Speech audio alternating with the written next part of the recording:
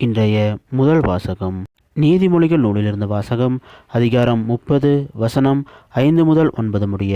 கடவுளின் ஒவ்வொரு வாக்கும் பரிசோதிக்கப்பட்டு நம்பத்தக்கதாய் விளங்குகிறது. தம்மை அடைக்கலமாய் கொண்டிருப்பவர்களுக்கு அவர் கேடயமாய் இருக்கிறார். அவருடைய வார்த்தைகளோடு ஒன்றையும் கூட்டாதே, கூட்டினால் நீ பொய்யனாவாய். அவர் உன்னை கடிந்து கொள்வார். வரம் 2 உம்மிடம் கேட்கிறேன், மறுக்காதீர். நான் சாவதற்குள் அவற்றை எனக்கு அளித்தருளும். வஞ்சனையும் பொய்யும் என்னை விட்டு அகலச் செய்யும். எனக்கு செல்வம் வேண்டாம், வறுமையும் வேண்டாம். எனக்கு தேவையான உணவை மட்டும் தந்தருளும். எனக்கு எல்லாம் இருந்தால் நான் உம்மை எனக்கு தெரியாது என்று மறுதலித்து ஆண்டவரை கண்டது யார் என்று கேட்க நேரிடும். நான் வறுமையுற்றால் திருடனாகி என் கடவுளின் திருப்பெயருக்கு இழிவு வருவிக்க நேரிடும். இது ஆண்டவர் வழங்கும் அருள்வாக்கு. இறைவா உமக்கு நன்றி. இன்றைய நற்செய்தி புனித லூக்கா எழுதிய நற்செய்தியிலிருந்து வாசகம். அதிகாரம் 9 வசனம் 1 முதல் 6 முடிய.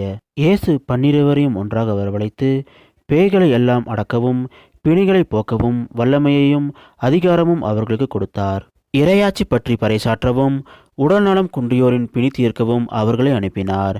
அப்போது அவர்களை நோக்கி, பயணத்துக்கு கைத்தடி, பை, உணவு, பணம் போன்ற எதையும் எடுத்துக்கொண்டு போக வேண்டாம். ஓர் அங்கி போதும். நீங்கள் எந்த வீட்டுக்குள் சென்றாலும் அங்கேயே தங்கியிருங்கள். அங்கிருந்தே புறப்படுங்கள்.